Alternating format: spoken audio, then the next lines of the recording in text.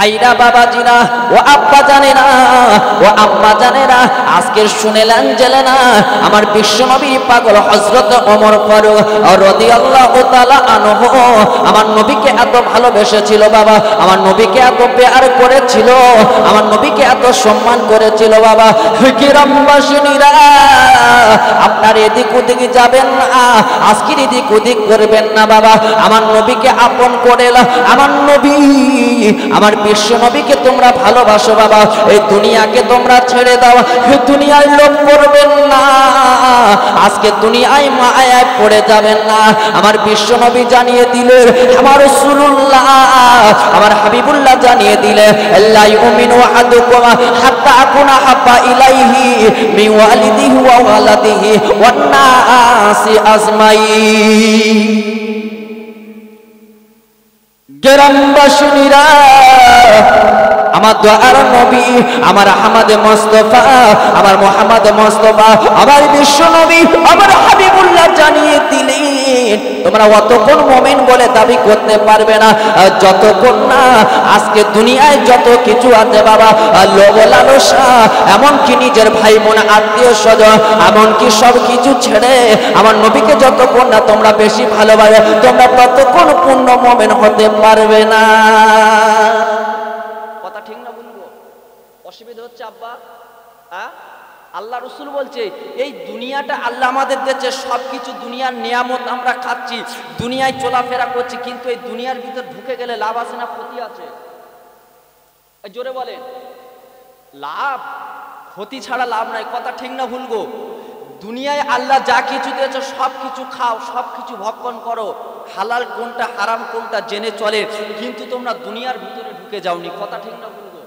এই আগুন আমাদের দিয়েছে আল্লাহ, আগুন থেকে আমরা কি অপকার পাই না উপকার পাই?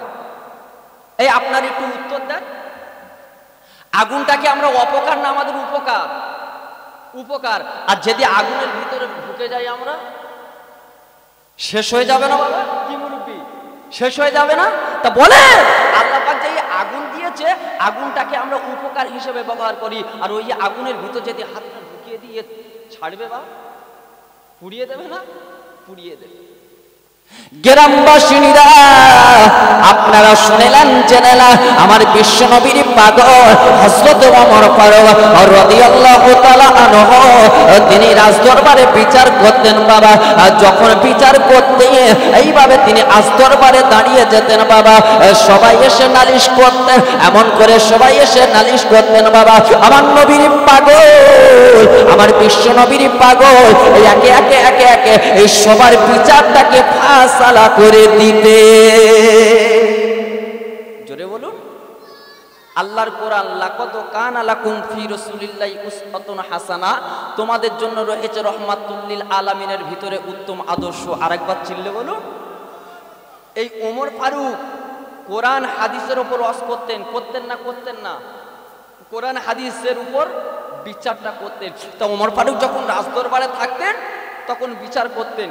ওমর ফারুক একদিন কি করলেন, রাজদরবার ছেড়ে বাড়ি চলে আসলেন, ঘরে চলে আসলেন, এসে নিজের ঘরের কাজ কাম করছে। একটা ব্যক্তি হুজুরের কাছে চলে গেল, হুজুর আমার একটা আরজি আছে। কি বাবা? হুজুর আমার বিচারটা আপনার করতে হবে। ওমর ফারুক রেগে গেলেন। আপনারা রাখবেন না? রাখবেন না? কোনো মানুষের আপনারা কাজ করতে গিয়েছেন, কাজ করার পরে তার টাইমটা শেষ হয়ে গিয়েছে, সে যদি ডেকে ফেরে এক্সট্রা কাজ করায় রাগ ধরবে না? বা রাগ ধরবে না? ধরবে না?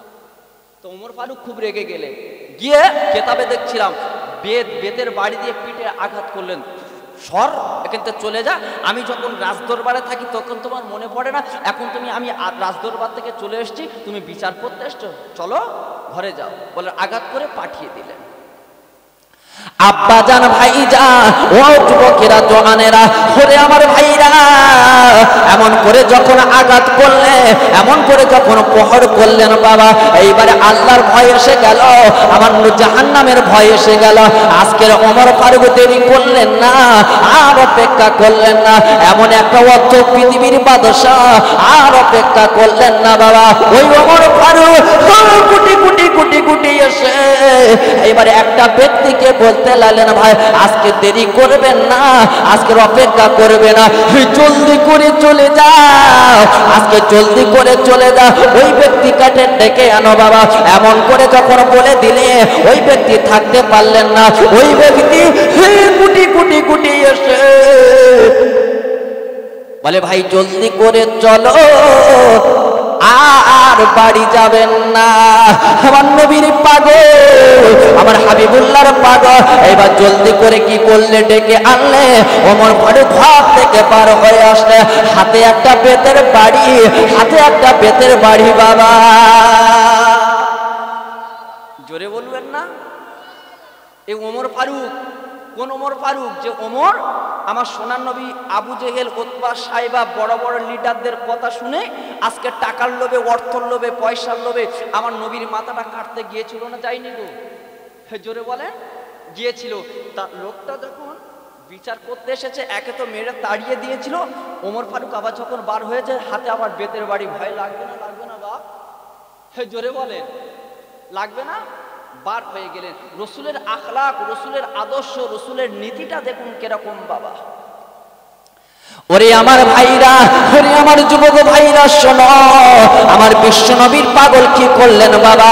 আর দেরি করলেন না, আর অপেক্ষা করলেন না, কোটি কোটি এসে এবার বেতের বাড়িটা ওই লোকটার হাতে তুলে দিলেন। ভাই গো, আজকে আমি তোমার উপর অত্যাচার করেছি, আজকে তোমার উপর প্রহার করেছি, ও ভাই আজকে তুমি জলদি করে তুমি আমার প্রতিশোধ নিয়ে এলাও, আজকে তুমি আমার প্রতিশোধ নিয়ে এলাও, আজকে তুমি আমার প্রতিশোধ নিয়ে এলাও। এমন করে বলতে লাগলে, এমন করে শোনাতে লাগলে, এমন করে বলতে লাগলে, এমন করে শোনাতে লাগলে, ওই ব্যক্তি এইবারে চোখের পানি ছেড়ে দিয়ে এমন করে কাঁদতে লাগলেন, হুজুর আপনি এমন কথা বলবেন না, এমন কথা বলবেন না, আমি মনে কষ্ট পাবো। হুজুর আমি আপনার আল্লাহর রাস্তে আমি আপনাকে ক্ষমা করে দিলাম, আমি আপনাকে মাফ করে দিলাম। আর একবার চিল্লে কোন সুবহানাল্লাহ। নারাই তাকবীর, নারাই তাকবীর। আমাদের হলে আবার এ মুসলমানের বাচ্চা কি করে? শ্বশুর শ্বশুর এক জোড়া জুতো দিয়েছে, আর বাপের দেয়া শালটা নিয়ে চটি মুছতেছে। কথা খারাপ বলছি না ভুল বলছি? এই এক জোড়া চটির দাম বেশি না শালের দাম বেশি? জোরে বলেন, শালের দাম বেশি না? হ্যাঁ, আজকের এই মুসলমানের বাচ্চারা শ্বশুরের প্রাধান্য দিচ্ছে, শ্বশুরের উঁচু জায়গায় দিচ্ছে, আর বাপের অসতলে দিচ্ছে। কথা ঠিক না ভুল গো? বোঝাতে চাচ্ছি এইটাই যে রসুলে আমার আল্লাহ, আল্লাহ রসুলকে ছেড়ে দিয়ে আজকের এই মুসলমানের বাচ্চারা দুনিয়া গিলে পড়ছে। কথা ঠিক না ভুল গো? বিচার দেখুন, অর্ধ পৃথিবীর বাদশা মেরে ডেকে আবার বেতের বাড়িটা হাতে তুলে, ভাই আমি তোমার উপর অত্যাচার করছি, জুলুম করছি, প্রহর করছি, তুমি আজকের আমার প্রতিশোধটা নিয়ে নাও। ওই আচ্ছা ঠিক ঠিক। এইবারে যখন এমন করে বলতে লাগলেন, বলে ভাই আমি তোমার আল্লাহর রাস্তে ক্ষমা করে দিলাম। জোরে বলুন, আর একবার চিল্লে বলবে না? আব্বা জান, ভাই জান, ওরে আমার যুবক ভাইরা শোনো, এমন করে যখন ক্ষমা করে দিলে, আমার নবীর পাগল দেরি করলেন না, আমার রসুলের পাগল দেরি করলেন না।